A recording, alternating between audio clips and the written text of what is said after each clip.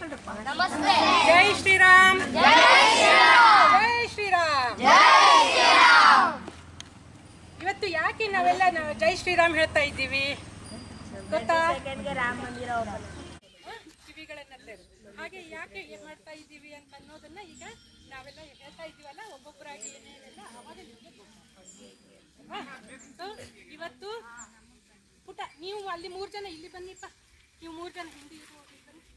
ಈ ಅಕ್ಕನ ಹಿಂದೆ ಕೂತ್ಕೊಳ್ಳಿ, ಇಲ್ಲಿ ಕೂತ್ಕೊಳ್ಳಿ. ಆಮೇಲೆ ನೀವೆಲ್ಲರೂ ಅಲ್ಲೇ ಹೋಗಿ ಸೇರ್ಕೊಳ್ಬೇಕು, ಆಯ್ತಾ? ಸರಿ, ಯಾಕೆ ಸೇರಿದೀವಿ ಅಂತ ಹೇಳಿದ್ರೆ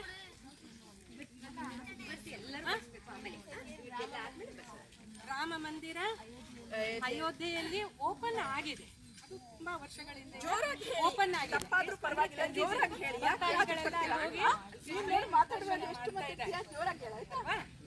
22ನೇ ತಾರೀಕು ಏನು ವಿಶೇಷ ಅಂತ ಹೇಳಿದ್ರೆ, ಶ್ರೀರಾಮಚಂದ್ರ ಇದ್ದಾನಲ್ಲ, ಅವನ ಹೊಸ ಮೂರ್ತಿಯನ್ನ ಅಲ್ಲಿ ಮತ್ತೆ ಪ್ರತಿಷ್ಠೆ ಮಾಡ್ತಾ ಇದ್ದಾರೆ. ಅದರಲ್ಲಿ ಮತ್ತೆ ಪ್ರಾಣ ಪ್ರತಿಷ್ಠೆ, ವಿಗ್ರಹದಲ್ಲಿ ಪ್ರಾಣ ಪ್ರತಿಷ್ಠೆ. ಇಲ್ದಿದ್ರೆ ಏನದು ವಿಗ್ರಹ, ಒಂದು ಕಲ್ಲು ಅಲ್ವಾ, ಕಲ್ಲಿನ ಮೂರ್ತಿ ಅದು ಅಲ್ವಾ. ಅದರಲ್ಲಿ ಪ್ರಾಣ ಪ್ರತಿಷ್ಠೆ ಮಾಡಿದಾಗ ಅದಕ್ಕೆ ದೈವತ್ವ ಬರುತ್ತೆ. ಅದಕ್ಕೆಲ್ಲ ತನ್ನದೇ ಆದ ಒಂದು ವಿಧಿವಿಧಾನ ಇದೆ. ಹೋಮ ಹವನ, ಪೂಜೆಗಳು, ಮಂತ್ರಗಳು, ದೇವರನ್ನು ಆಹ್ವಾನಿಸೋದು, ಆಮೇಲೆ ಅದರಲ್ಲಿ ಪ್ರತಿಷ್ಠಾಪನೆ ಮಾಡೋದು, ಇವೆಲ್ಲ ಇದೆ. ಅದೆಲ್ಲ ಹೊತ್ತು ಅಲ್ಲಿ ಮಾಡ್ತಾರೆ ಅಲ್ವಾ. ಅದಕ್ಕೆ ನಾವ್ಯಾಕೆ ಇಲ್ಲಿ ಸೇರಿ ಇಷ್ಟೆಲ್ಲ ಸಂಭ್ರಮಿಸ್ಬೇಕು? ಅದು ಹೇಳಿ. ಅಲ್ಲಿ ಅಯೋಧ್ಯೆ ಎಲ್ಲಿದೆ? ಅಯೋಧ್ಯೆ ಎಲ್ಲಿದೆ ಗೊತ್ತಿದೆಯಾ? ಉತ್ತರ ಪ್ರದೇಶದಲ್ಲಿದೆ. ಉತ್ತರ ಪ್ರದೇಶ, UP ಅಂತ ಹೇಳ್ತಾರೆ, ಉತ್ತರ ಪ್ರದೇಶ. ಅಲ್ಲಿ ಮಾಡ್ತಾ ಇದ್ದಾರೆ. ಎಷ್ಟು ಗೊತ್ತಾ? ಇಲ್ಲಿಂದ 1000 ಮೈಲಿ ದೂರ ಅದು ಅಲ್ವಾ. ಮತ್ತೆ ಅಲ್ಲಿ ಮಾಡ್ತಾ ಇದ್ದಾರೆ. ನಾವೇಕೆ ಇಲ್ಲಿ ಸಂಭ್ರಮಿಸೋದು ಅಲ್ವಾ? ಒಂದು ಕಾರಣ ಬೇಕು, ಹೇಳಪ್ಪ, ಹೇಳು, ನೀನೇನು ಮಾಡ್ತಾ ಇದ್ದೀವಿ? ಅದಕ್ಕೆ ಇಲ್ಲಿ ಮಾಡ್ತಾ ಇದ್ದೀವಿ ಅಲ್ವಾ. ಸರಿ, ಮತ್ತೆ ರಾಮನ ಅಲ್ಲಿ ಪ್ರತಿಷ್ಠಾಪನೆ ಮಾಡುವಾಗ ನಾವಿಲ್ಲಿ ಜೈ ಶ್ರೀರಾಮ್ ಯಾಕೆ ಹೇಳೋದು? ಏನಪ್ಪ? ಒಳ್ಳೆ ಪ್ರಶ್ನೆ, ತುಂಬಾ ಒಳ್ಳೆ ಪ್ರಶ್ನೆ. ಅಲ್ಲಿ ಮಾಡೋ ಬದಲಿಗೆ ಇಲ್ಲಿ ಯಾಕೆ? ನೋಡಿ, ಗಮ್ಮತ್ತೇನ್ ಗೊತ್ತಾ? ಮೈಸೂರಿನ ಅರುಣ್ ಯೋಗಿರಾಜ್ ಅಂತ ಒಬ್ಬ ಯುವಕ ಇದ್ದಾರೆ. ಅವರೇ ಇಲ್ಲಿಯ ಅವರು ಶಿಲ್ಪಿ. ಅವರು ಕೆತ್ತಿದ ಮೂರ್ತಿಯನ್ನೇ ಅಲ್ಲಿ ಈಗ ಸೆಲೆಕ್ಟ್ ಮಾಡಿದ್ದಾರೆ. ಅಲ್ಲೇ ಆರಿಸ್ಕೊಂಡು ಅದರಲ್ಲೇ ಪ್ರಾಣ ಪ್ರತಿಷ್ಠೆ ಮಾಡ್ತಾ ಇದ್ದಾರೆ.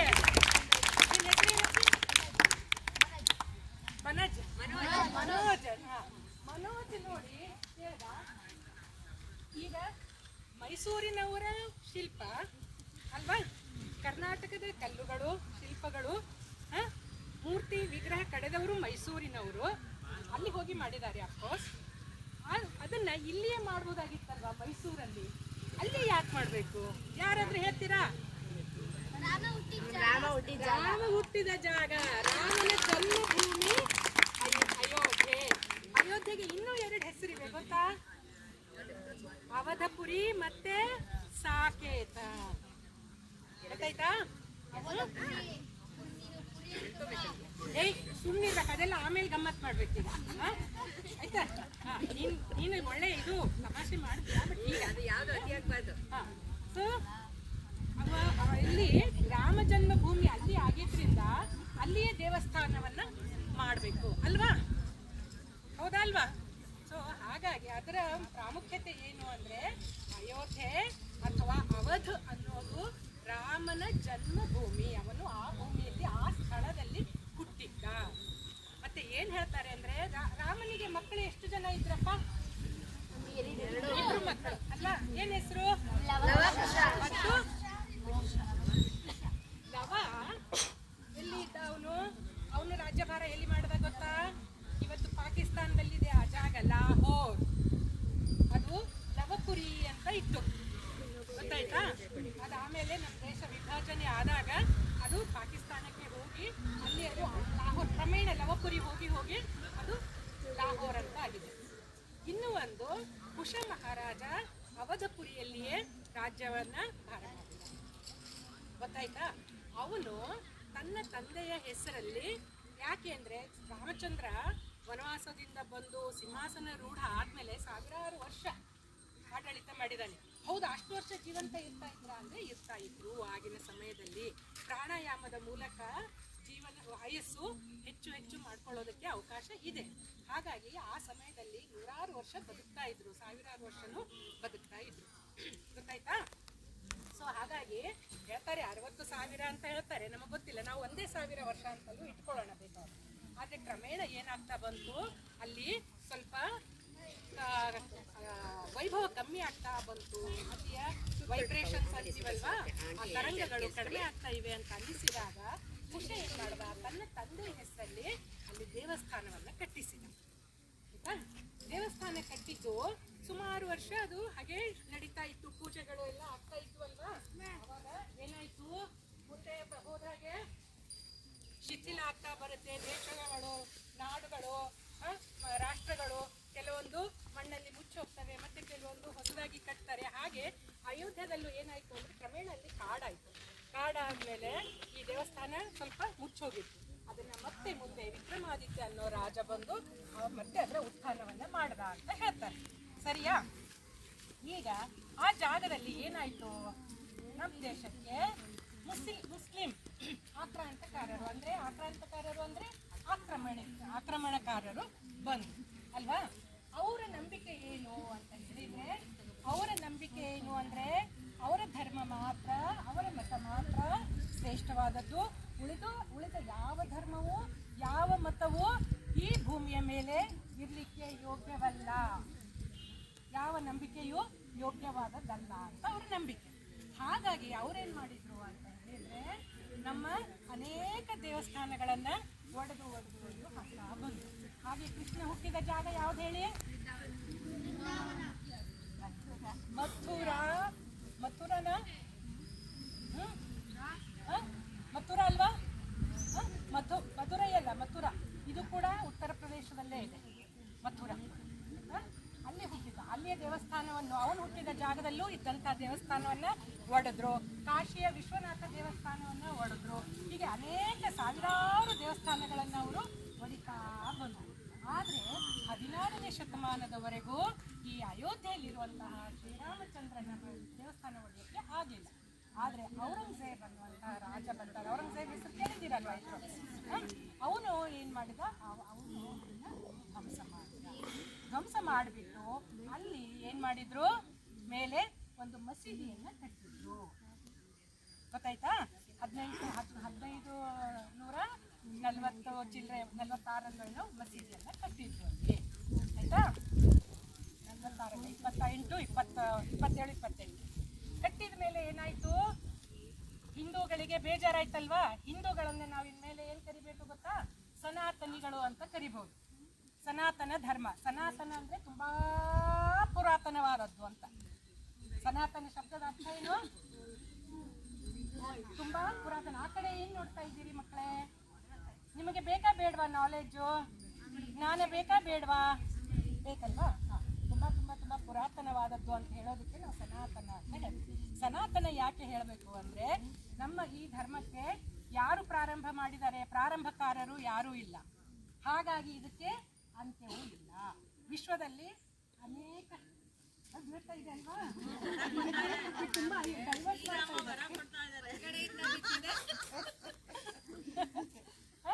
ಏನು ಗೊತ್ತಾ, ಏನ್ ಹೇಳ್ತಾ ಇದ್ದೆ ನಾನು? ಪುರಾತನವಾದದ್ದು ಯಾಕೆ ಅಂದ್ರೆ ಅದಕ್ಕೆ ಇದ್ದಿದ್ರಿಂದ ಆರಂಭವೂ ಇಲ್ಲ, ಹಾಗಾಗಿ ಅದಕ್ಕೆ ಅಂತ್ಯವೂ ಇಲ್ಲ ಅಂತ ಹೇಳಿದೆ ಅಲ್ವಾ. ಬೇರೆ ಧರ್ಮಗಳಿಗೆ ಏನಾಗಿದೆ, ಒಬ್ಬ ಪ್ರವರ್ತಕ ಅಂದ್ರೆ ಒಬ್ಬ ಪ್ರಾರಂಭ ಮಾಡಿದವನಿದ್ದಾನೆ.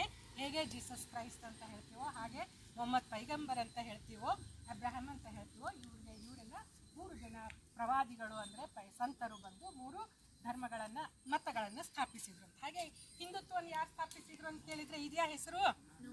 ಇಲ್ಲ. ನಮ್ಗೆಲ್ಲ ಇಡೀ ವಿಶ್ವದಲ್ಲಿ ಎಲ್ರಿಗೂ ನಾವು ಏನಂತ ಕರಿತೀವಿ? ಮಾನವರು ಅಂತಲ್ವಾ. ಮಾನವರು ಯಾರು? ಮನುವಿನಿಂದ ಹುಟ್ಟಿದವರು. ಮನು ಯಾವಾಗ ಬಂದದ್ದು? ಅದಕ್ಕೆ ಲೆಕ್ಕವೇ ಇಲ್ಲ, ಲಕ್ಷಾಂತರ ವರ್ಷದ ಹಿಂದೆ ಮನುವಿನಿಂದ ಹುಟ್ಟಿದವರೆಲ್ಲರೂ ಮಾನವರು. ಇನ್ನೂ ಒಂದು ಗಮ್ಮತ್ತು ಗೊತ್ತಾ ನಿಮಗೆ?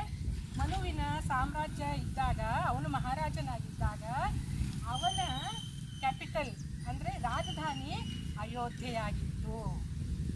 ಅದರಿಂದ ಕೂಡ ನಮಗೆ ಅಯೋಧ್ಯೆ ತುಂಬಾ ಮುಖ್ಯವಾದ ಅಲ್ವಾ. ನಾವೆಲ್ಲರೂ ಹಾಗಾದ್ರೆ ಯಾರು? ನಾವು ಅಯೋಧ್ಯೆ ವಾಸಿಗಳು ಯಾವುದೋ ಒಂದು ಕಾಲದಲ್ಲಲ್ವಾ? ಅಥವಾ ನಮ್ಮ ಪೂರ್ವಜ ಯಾರಾಗಿದ್ರು? ಅವರು ಅಯೋಧ್ಯೆ ವಾಸಿಗಳಾಗಿದ್ರು. ಹಾಗಾಗಿ ನಾವು ಎಲ್ಲರೂ ಕೂಡ ಒಂದು ರೀತಿಯಲ್ಲಿ ಅಯೋಧ್ಯೆ ವಾಸಿಗಳಲ್ವಾ? ಅದು ಕೂಡ ನಮಗೆ ಹೆಮ್ಮೆಯ ವಿಷಯ ಅಲ್ವಾ?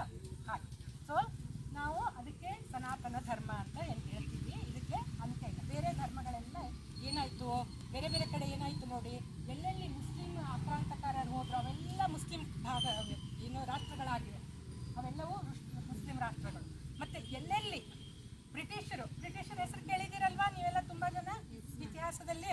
ಬ್ರಿಟಿಷರು ಎಲ್ಲೆಲ್ಲಿ ಹೋದ್ರು ಅವೆಲ್ಲ ಕ್ರಿಶ್ಚಿಯನ್ ಕಂಟ್ರೀಸ್, ಕ್ರಿಶ್ಚಿಯನ್ ರಾಷ್ಟ್ರಗಳಾಗಿವೆ. ಭಾರತದಲ್ಲಿ ಅವರಿಬ್ಬರೂ ಬಂದರು ಅಲ್ವಾ? ಆದರೆ ಇದಿನ್ನೂ ಸನಾತನ ಧರ್ಮಿಗಳ ರಾಷ್ಟ್ರವಾಗಿ ಉಳ್ಕೊಂಡಿದೆ. ಅಂದರೆ ಇದರ ಎಷ್ಟು ಗಟ್ಟಿಯಾಗಿದೆ, ಎಷ್ಟು ಆಳವಾಗಿದೆ ಅಂತ ಆಲೋಚನೆ ಅಲ್ವಾ? ಸೊ ಆಗಿದೆ ನಮ್ಮ ರಾಷ್ಟ್ರ ಮತ್ತು ನಮ್ಮ ದೇವತೆಗಳು ಹಾಗಿದ್ದಾರೆ. ಇನ್ನು ರಾಮ ಯಾರು ಅಂತ ಹೇಳಿದರೆ, ಆ ಭಗವಂತ ಅಂತ ಒಬ್ಬ ಇದಾನಲ್ಲ, ಭಗವಂತ ನಂಬಿಕೆ ಇದೆಯಾ ನಿಮ್ಮೆಲ್ರಿಗೂ? ನೀವು ಏನೇನೋ ಹೆಸರಿಂದ ಕರಿತೀರಪ್ಪ ಭಗವಂತನ? ನಿಮ್ಮ ದೇವರು ಯಾರು ಹೇಳಿ? ಆಂಜನೇಯ, ಗಣಪತಿ, ಶಿವ, ಶ್ರೀನಿವಾಸ, ಬ್ರಹ್ಮ, ವಿಷ್ಣು. ಅಲ್ಲ, ರಾವಣ ಏನು ಗೊತ್ತಾ? ರಾವಣ ಏನು ಅಂದ್ರೆ ತುಂಬಾ ದೊಡ್ಡ ಪಂಡಿತ. ಅವನು ಬ್ರಾಹ್ಮಣ ಅನ್ನಿಸ್ಕೊಂಡಿದ್ದ. ಬ್ರಾಹ್ಮಣ ಅಂದ್ರೆ ಹುಟ್ಟಿನಿಂದ ಅಲ್ಲ, ತುಂಬಾ ಓದಿ ಅಧ್ಯಯನ ಮಾಡಿ ತಪಸ್ಸು ಮಾಡಿ ಯಾರು ತಿಳ್ಕೊಳ್ತಿದ್ರು ಅವರು ಬ್ರಾಹ್ಮಣರು ಅಂತ ಹೇಳ್ತಾ ಇದ್ರು. ಹುಟ್ಟಿನಿಂದ ಅವರಲ್ಲ ಬ್ರಾಹ್ಮಣರು. ಹಾಗೆ ಆತ ತುಂಬಾ ಪಂಡಿತ ಆಗಿದ್ದ. ಆದ್ರೆ ಸ್ವಲ್ಪ ಇದು ಸರಿ ಇರ್ಲಿಲ್ಲ ಅವನಿಗೆ ಅಲ್ವಾ? ಹಾಗಾಗಿ ಅವನೇನಾಗ್ಬಿಟ್ಟ? ರಾಕ್ಷಸ ಆಗ್ಬಿಟ್ಟ. ಏನಾಗ್ಬಿಟ್ಟ? ರಾಕ್ಷಸ. ಹಾಗೆ ರಾಕ್ಷಸ ಆದವನು ಏನ್ ಮಾಡ್ತಾನೆ? ಬೇರೆಯವರದನ್ನ ಕಸ್ಕೊಳ್ತಾನೆ, ಬೇರೆಯವರಿಗೆ ತೊಂದರೆ ಕೊಡ್ತಾನೆ ಅಲ್ವಾ? ಬೇರೆಯವರು ಈ ಭೂಮಿ ಮೇಲೆ ಇರೋಕೆ ಅವಕಾಶ ಕೊಡಲ್ಲ ಅಲ್ವಾ? ಅದರಿಂದ ಅವನನ್ನ ಕೊಲ್ಲಬೇಕಾಗಿದೆ. ಹಾಗೆ ರಾವಣ ದೇವರು ಅಂತಲ್ಲ, ಆದ್ರೆ ಪಂಡಿತ ಆಗಿದ್ದ. ಆದ್ರೆ ಅವನ ಕೆಟ್ಟ ಗುಣಗಳನ್ನ, ದುಷ್ಟತನವನ್ನ ತೋರಿಸಿದ್ರಿಂದ ಆತ ರಾಕ್ಷಸನಂತ ಹೇಳ್ಬೇಕಾಯ್ತು ಆತನನ್ನ. ಹಾಗಾಗಿ ಅವನನ್ನ ಕೊಲ್ಲಬೇಕು. ಗೊತ್ತಾಯ್ತಾ? ಯಾರು ಕೊಂದಿದ್ರು? ಶ್ರೀರಾಮಚಂದ್ರನೇ ಕೊಂದಿದ್ರು. ಸೊ ಈಗ ರಾಮ ಮತ್ತೆ ಯಾರು ಹಾಗಿದ್ರೆ? ಭಗವಂತ ಅಂತ ಅಲ್ವಾ? ಸೊ ನೀವು ಬೇರೆ ಬೇರೆ ಹೆಸರಲ್ಲಿ ನಿಮ್ಮ ದೇವರುಗಳನ್ನ ಹೇಳ್ತಾ ಇದ್ದೀರಿ ಅಲ್ವಾ? ಹೇಳ್ತಾ ಇದ್ದೀರಾ? ಈಗ ನಿಮ್ಮ ಸ್ಕೂಲಲ್ಲಿ ನಿಮಗೆ ಬೇರೆ ಬೇರೆ ಸಬ್ಜೆಕ್ಟ್ಸ್ ಕಲಿಸೋಕ್ಕೆ ಬೇರೆ ಬೇರೆ ಟೀಚರ್ಸ್ ಬರ್ತಾರಾ ಇಲ್ವಾ? ಬರ್ತಾರಾ? ಮತ್ತೆ ಒಬ್ರು ಹೆಡ್ ಮಿಸ್ ಅಥವಾ ಹೆಡ್ ಮಾಸ್ಟರ್ ಅಂತ ಇರ್ತಾರಾ? ನಿಮ್ಮ ಸ್ಕೂಲಲ್ಲಿ ಇದ್ದಾರಾ? ಸೊ ಹಾಗೇನೆ ಭಗವಂತ ಕೂಡ. ಇವರೆಲ್ಲ ದೇವತೆಗಳು, ಬೇರೆ ಬೇರೆ ಕೆಲಸಕ್ಕೆ ನಿಯೋಜಿಸಲಾಗಿದ್ದಂತಹ, ಎಂಪ್ಲಾಯ್ ಮಾಡಿದಂತಹ ದೇವತೆಗಳು. ಯಾರ್ಯಾರು? ಈಗ ನೀವು ಹೇಳಿದ್ರಿ ಅಲ್ವಾ? ಆಂಜನೇಯ, ಗಣಪತಿ, ಮತ್ತೆ ಯಾರು? ಶ್ರೀನಿವಾಸ ಅಂತಂದ್ರೆ ವಿಷ್ಣುವಿನದ್ದೇ ಮತ್ತೊಂದು ರೂಪ. ಶಿವ, ರುದ್ರ, ಇವರೆಲ್ಲ ಹೀಗೆ ಬೇರೆ ಬೇರೆ ದೇವತೆ. ಸರಸ್ವತಿ ಇದ್ದಾಳಲ್ವಾ? ಲಕ್ಷ್ಮಿ ಇದ್ದಾಳೆ. ಹಾಗೆ ಬೇರೆ ಬೇರೆ ಕೆಲಸಕ್ಕೆ ನಿಯೋಜಿಸಿದಂತಹ ದೇವರುಗಳು ಇವರೆಲ್ಲ. ಇವರ ಮೇಲೆ ಇರುವ ಒಬ್ಬ ಪರಮಾತ್ಮ, ಈಶ್ವರ, ಭಗವಂತ ಅಂದ್ರೆ ಒಬ್ಬನೇ. ಗಣಪತಿ ಕೂಡ ಒಂದು ಕೆಲಸಕ್ಕೆ ಅಂತ ಇದ್ದಂತಹ, ಅಂದ್ರೆ ಈಗ ಒಂದೊಂದು ಸಬ್ಜೆಕ್ಟ್ ಕಲಿಸ್ಲಿಕ್ಕೆ ಹೇಗೆ ನಿಮ್ಮ ಹತ್ರ ಬೇರೆ ಬೇರೆ ಟೀಚರ್ಸ್ ಇರ್ತಾರಲ್ವಾ? ಹಾಗೇನೆ ಇವರೆಲ್ಲ. ಅದಕ್ಕೆ ಹೇಳ್ತಾರೆ ನಮ್ಮಲ್ಲಿ 33 ಕೋಟಿ ದೇವತೆಗಳು ಅಂತ. ಕೋಟಿ ಅಂದ್ರೆ ಕ್ರೋರ್ಸ್ ಅಲ್ಲ, ಕೋಟಿ ಅಂದ್ರೆ ಸುಪ್ರೀಂ ಅಂತ, ತುಂಬಾ ಮೇಲೆ ಏರಿದವರು ಅಂತ. ಗೊತ್ತಾಯ್ತಾ? 33 ಜನ ಈ ತರದ ದೇವರುಗಳಿದ್ದಾರೆ. ಅವ್ರ ಮೇಲೆ ಒಬ್ಬ ಭಗವಂತ ಇದ್ದಾನೆ. ನಾನು ಯಾಕೆ ಇದನ್ನು ಹೇಳ್ತಾ ಇದ್ದೀನಿ ಅಂದ್ರೆ, ನಿಮಗೆ ನಿಮ್ಮ ಫ್ರೆಂಡ್ಸ್ ಕೇಳ್ತಾರೆ, ಬೇರೆ ಧರ್ಮದವರು ಏನಂತ ಕೇಳ್ತಾರೆ, ನಿಮ್ಮಲ್ಲಿ ಎಷ್ಟು ಜನ ದೇವತೆಗಳು ಎಲ್ಲ ಹಾಗಿರ್ತಾರ? ದೇವ್ರು ಒಬ್ಬನೇ ಇರ್ತಾನೆ. ಅವರೆಲ್ಲ ದೇವತೆಗಳು, ದೇವ ಒಬ್ಬ. ಇವರೆಲ್ಲ ಬೇರೆ ಬೇರೆ ಕೆಲಸ ಒಬ್ಬನೇ ಮಾಡ್ಬೋದು ದೇವರು. ಅದು ನಿಮಗೆಲ್ಲ ಈಗ ನೋಡಿ, ಹೂ ಕೊಡೋಕೆ ಒಬ್ಬ ಅಕ್ಕನ ಕರೆದ್ರಲ್ಲ ಇಲ್ಲಿ ಅಲ್ವಾ? ಅವ್ರಿಗೆ ಕೊಡ್ಬೋದಾಗಿತ್ತಲ್ವಾ? ಕೊಡ್ಬೋದಾಗಿತ್ತಾ ಇಲ್ಲ? ಅವರು ಆಕೆನ ಕರೆದದ್ದು ಯಾಕೆ? ಅವಳಿಗೂ ಖುಷಿ ಆಗುತ್ತೆ, ಅವಳನ್ನ ಕೆಲಸ ಮಾಡಲಿ ಅಂತ ಅಲ್ವಾ? ಹಾಡು ಹೇಳಕ್ಕೆ ಒಬ್ರನ್ನ ಕರೆದದ್ದು. ಹಾಡು ನಾವೇ ಒಬ್ರು ಹೇಳ್ಬೋದಾಗಿತ್ತಾ? ಆದರೆ ಅಕ್ಕನಿಗೆ ಅಣ್ಣನಿಗೆ ಖುಷಿ ಆಗುತ್ತೆ ಅಂತಲ್ವಾ ಕರೆದಿದ್ದು. ಹಾಗೆ ನೋಡಿ, ಆ ಕಡೆ ಈ ಕಡೆ ಲಕ್ಷ್ಯ ಗಮನ ಹೋಗಬಾರ್ದು. ಆಯ್ತು, ನಾನು ಮುಗಿಸ್ಬಿಡ್ತೀನಿ ಆಯ್ತಾ? ಸೊ ಹಾಗೆ ನಾವು ಬೇರೆ ಬೇರೆ ದೇವತೆಗಳಿದ್ರು, ಭಗವಂತ ಒಬ್ಬನೇ ಇದ್ದಾನೆ. ಅವನು ಯಾರು? ಪರಮಾತ್ಮ, ಈಶ್ವರ. ನೀವು ಯಾವ ಹೆಸರಿಂದ ಬೇಕಾದರೂ ಅವನನ್ನು ಗೊತ್ತಾಯ್ತಾ? ಸೊ ಅಂತಹ ದೇವರು ಎಷ್ಟು ಸಾರಿ ನಮ್ಮಲ್ಲಿ ಭೂಮಿ ಮೇಲೆ ಜನ್ಮ ಎತ್ತಿದ್ದಾನೆ, ಅವತಾರಗಳನ್ನು ಎತ್ತಿದ್ದಾನೆ? 10 ಅವತಾರಗಳು ಅಂತ, ಅನೇಕ ಅವತಾರಗಳನ್ನು ಎತ್ತಿದ್ದಾನೆ. ಅದರಲ್ಲಿ ತುಂಬಾ ಪ್ರಮುಖವಾದದ್ದೆಷ್ಟು? 10 ಅವತಾರಗಳು. ಗೊತ್ತಾ ನಿಮ್ಗೆ 10 ಅವತಾರಗಳು ಯಾವುವು ಅಂತ? ಈಗ ಅದನ್ನ ಹೇಳೋದು ಬೇಡ, ಉದ್ದ ಆಗುತ್ತೆ. ಅದರಲ್ಲಿ 7ನೇ ಅವತಾರ ನಮ್ಮ ಶ್ರೀರಾಮಚಂದ್ರ. ಸರಿಯಾ? ಅದಕ್ಕೆ ಅವನನ್ನ ತುಂಬಾ ನಾವು ಆರಾಧಿಸೋದು ಏನು ಕಾರಣಕ್ಕೆ ಅಂದ್ರೆ ಮರ್ಯಾದಾ ಪುರುಷೋತ್ತಮ ಅಂತ. ಅಂದ್ರೆ ತುಂಬಾ ನೈತಿಕತೆಯಿಂದ ಆತ ತನ್ನ ಮರ್ಯಾದೆಯನ್ನ ಬಿಟ್ಟು ಯಾವ ಕೆಲಸವನ್ನು ಮಾಡ್ತಿರ್ಲಿಲ್ಲ. ಮತ್ತು ರಾಮರಾಜ್ಯ ಅಂತ ಸಹ ನಾವು ಹೇಳ್ತೀವಿ. ಅಂದ್ರೆ ಏನು? ಯಾವ ರಾಜ್ಯದಲ್ಲಿ, ಯಾವ ರಾಷ್ಟ್ರದಲ್ಲಿ ಪ್ರಜೆಗಳು ಎಲ್ಲ ರೀತಿಯಿಂದಲೂ ಸಮೃದ್ಧರಾಗಿರ್ತಾರೆ, ಆಧ್ಯಾತ್ಮಿಕವಾಗಿ ಮತ್ತು ಸಂಪದ್ಭರಿತವಾಗಿರ್ತಾರೆ ಬೇರೆ ಬೇರೆ ರೀತಿಯಿಂದ, ಅಂತಹ ರಾಜ್ಯವನ್ನು ನಾವು ಏನು ಹೇಳ್ತೀವಿ? ಸಂತೋಷವಾಗಿರ್ತಾರೆ, ರಾಮರಾಜ್ಯ ಅಂತ ಹೇಳ್ತೀವಿ. ಅಂತಹ ರಾಜನ ದೇವಸ್ಥಾನವನ್ನ ನಾವು ಕಟ್ಟಬೇಕಾ ಬೇಡವಾ? ಅವನನ್ನ ಆರಾಧಿಸ್ಬೇಕಾ ಬೇಡವಾ? ಆರಾಧಿಸ್ಬೇಕು ಅಲ್ವಾ? ಆದ್ರೆ ನಮ್ಮ ದೇವಸ್ಥಾನವನ್ನು ಯಾರೋ ಒಡೆದಾಕ್ಬಿಟ್ರೆ ಏನ್ ಮಾಡ್ಬೇಕು? ನಾವು ರಾಮಚಂದ್ರನಿಗೆ ಒಂದು ಕಟ್ಟಿದೀವಿ. ಈಗ ನಿಮ್ಮೂರಲ್ಲೂ ಮಾರಮ್ಮನ ದೇವಸ್ಥಾನ ಇದೆ ಅಲ್ವಾ? ಮಾರಮ್ಮನ ಗುಡಿ ಇದೆ. ಹಾಗೆ ಇನ್ನೊಂದು ಶ್ರೀರಾಮಚಂದ್ರನಿದೆ, ಮತ್ತೆ ಅವನಿದೆ ಚಾಮುಂಡೇಶ್ವರಿ ಇದೆ. ಯಾರೋ ಬಂದು ಅದನ್ನ ಭಗ್ನ ಮಾಡಿದ್ರೆ ಏನ್ ಮಾಡ್ತೀರಾ ನೀವು? ಅವ್ರದ್ದು ಹೊಡಿತೀರಾ? ಮತ್ತೇನ್ ಮಾಡ್ತೀರಾ? ಸಹಿಸ್ತೀರಾ? ಸಾಯಿಸ್ತೀರಾ? ಓಹೋ. ಮತ್ತೆ ಹೋರಾಟ ಮಾಡ್ತೀರಾ? ಪೊಲೀಸ್ ಕೇಸ್ ಹಾಕ್ತೀರಾ? ಸೊ ಇವೆಲ್ಲ ದಾರಿಗಳು, ಅದನ್ನ ವಿರೋಧಿಸುವಂತಹದ್ದು ದಾರಿಗಳು. ಹಾಗೆ ನಮ್ಮ ಪೂರ್ವಜರು ಕೂಡ ಏನ್ ಮಾಡಿದ್ರು ಗೊತ್ತಾ? ಇದು ನಾನು ಏನ್ ಹೇಳಿದೆ, 16ನೇ ಶತಮಾನ, 1527-28ರಲ್ಲಿ ಆದದ್ದು ಅಲ್ವಾ? ಅಲ್ಲಿಂದ ಇಲ್ಲಿಯವರೆಗೂ ನಮ್ಮವರು ಹೋರಾಟ ಮಾಡಿದ್ದಾರೆ. ನೂರಾರು ಜನ ಸತ್ತಿದ್ದಾರೆ. 92ನೇ ಇಸ್ವಿ ಡಿಸೆಂಬರ್ 6ನೇ ತಾರೀಕು ಇಡೀ ಭಾರತದಿಂದ ಅಲ್ಲಿ ಹೋಗಿದ್ರು ಕರಸೇವಕರು ಅಂತ. ಗೊತ್ತಾಯ್ತಾ? ಎಲ್ಲಿಗೆ? ಆ ಮಸೀದಿ, ಅವನು ಬಾಬರ್ ಅನ್ನೋ ಹೆಸರಲ್ಲಿ ಅದು ಇತ್ತಲ್ವಾ, ಅದನ್ನ ಒಡೆದು ನಮ್ಮ ಶ್ರೀರಾಮಚಂದ್ರನ ದೇವಸ್ಥಾನವನ್ನು ಕಟ್ಟಿದ್ರು ಹೋಗಿದ್ರು. ಅವರಿಗೆ ಅವ್ರ ಮೇಲೆಲ್ಲ ಗುಂಡು ಹಾರಿಸಿ ಅದರಲ್ಲಿ ಅವತ್ತು 300 ಜನ ಸತ್ರು. ಎಷ್ಟು ಜನ ಸತ್ರಪ್ಪ? ಅವ್ರನ್ನ ಸತ್ರು ಅನ್ನಲ್ಲ, ನಾವೇನನ್ಬೇಕು? ಹುತಾತ್ಮರಾದ್ರು ಅಂತ. ಯಾವ್ದಾದ್ರು ಒಂದು ಒಳ್ಳೆ ಧ್ಯೇಯಕ್ಕೆ, ಶ್ರೇಷ್ಠ ಧ್ಯೇಯಕ್ಕೆ ಯಾರಾದ್ರೂ ತೀರೋದ್ರೆ, ಪ್ರಾಣ ಕೊಟ್ರೆ ಏನನ್ಬೇಕು? ಅವರಿಗೆ ಹುತಾತ್ಮರು ಅಂತ ಹೇಳ್ಬೇಕಲ್ವಾ? ಸೊ ಹಾಗೆ 300 ಜನ ಹೋದ್ರು ಮತ್ತು ಸಾವಿರಾರು ಜನ, 1.5 ಲಕ್ಷ ಜನ ಅವತ್ತು ಅಲ್ಲಿ ಸೇರ್ಕೊಂಡಿದ್ರು.